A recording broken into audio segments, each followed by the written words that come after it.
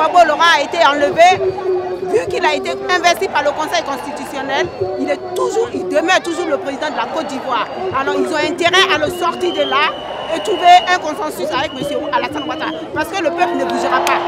Le peuple jusqu'à aujourd'hui, ils sont terrés dans les maisons. On dit M. Alassane Ouattara a été mis... M. Sarkozy a libéré, a bombardé la présidente de la Côte d'Ivoire, ils ont enlevé M. Gbagbo et M. Ouattara va être le président de la Côte d'Ivoire. Personne ne bouge. Personne ne bouge. Les gens sont terrés dans les maisons. Personne ne bouge parce que ce n'est pas leur président. Maintenant, ils rentrent dans les maisons pour les tuer. Je viens d'appeler ma fille. Ils sont escortés dans les villages. Dans les villages. Les rebelles sont escortés par l'armée française. Ils rentrent dans les domiciles, ils égorgent, ils éventrent, ils tuent des femmes, ils tuent des enfants. En présence de l'armée française, personne ne lève le doigt. Nous, on est dans notre pays, on se connaît.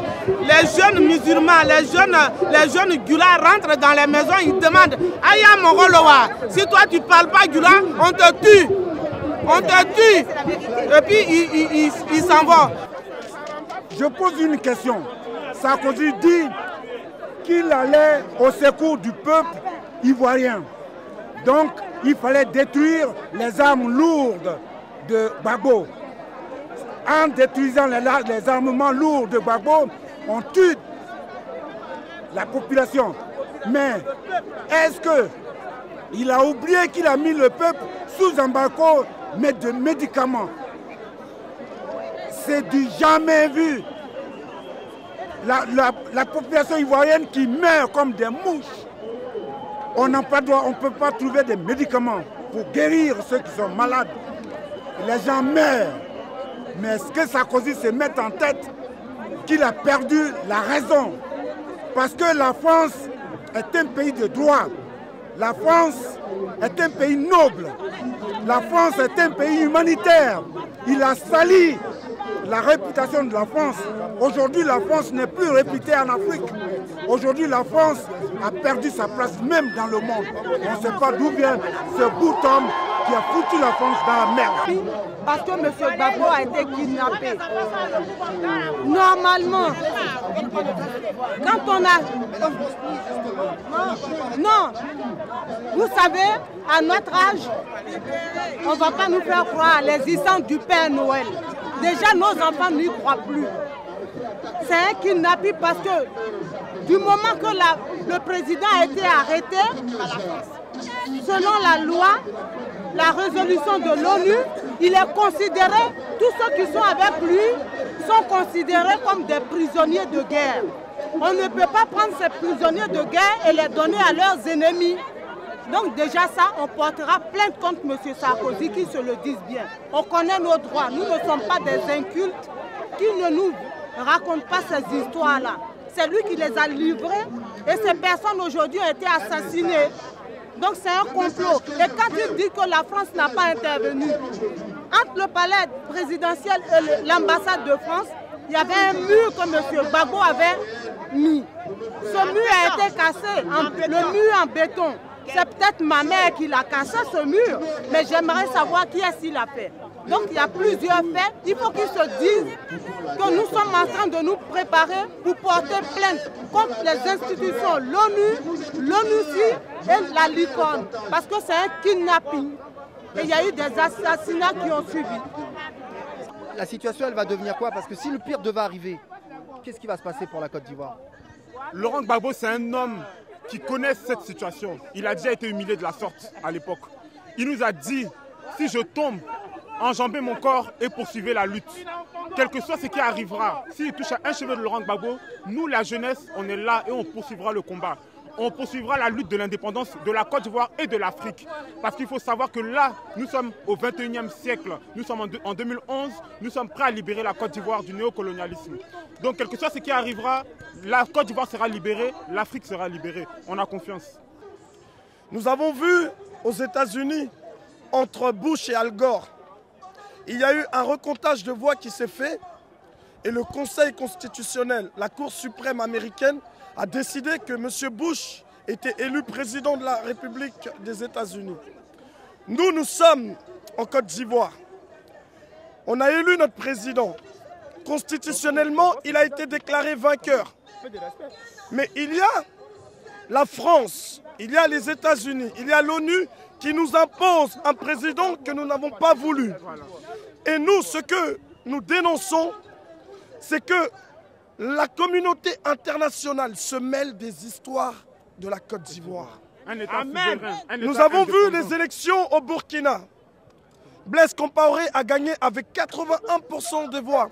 Personne n'a parlé. Nous avons vu en Haïti, il y a eu des élections, personne n'a parlé. Pourquoi est-ce qu'en Côte d'Ivoire, tout le monde s'acharne sur nous? Mais sachez-le, comme la Bible dit, David était petit devant Goliath. Nous, la Côte d'Ivoire, nous sommes petits, très petits même devant tous ceux-là. La communauté internationale, les États-Unis, l'ONU et tout ça, nous sommes très petits. Mais sachez-le, qu'avec Dieu, nous sommes plus qu'aux victorieux. Amen. Car Dieu n'a pas dit son dernier mot. Amen. Ils ont eu notre président, mais ils n'ont pas eu la lutte, parce que la lutte continue. Ils ont eu l'âme, mais ils n'ont pas eu la pensée de l'homme. Et nous verrons que nous aurons la victoire. On dit que la France nie. Nous ne sommes pas en 1960. Les accords de défense, c'était en 1963, signé par Jacques Foccart. Au moment où la France partait mettre des gens au pouvoir, on a vu l'opération Épervier avec David Dacko, on a vu des gens, mais nous ne sommes plus en 1960. Aujourd'hui, nous sommes au 21e siècle. Il y a l'Internet, il y a des portables, des téléphones portables qui prennent des photos. Nous savons très bien que c'est la France qui l'a fait. Mais si elle nie, si elle nie, avec tout ça, si elle nie, c'est un carnage. Avec tout ça, si la France dit que ce n'est pas elle qui a mis, qui est partie pour attraper Gbagbo dans son palais, c'est dommage, parce que c'est un génocide. On est en train d'assister à un génocide. Alors qu'on est peinard ici, les gens sont en train de mourir, souffrir, et les gens n'en tiennent pas compte. Et ça, il ne faut pas que la communauté internationale pense qu'un pays comme la Côte d'Ivoire, c'est terminé. Rien n'est terminé.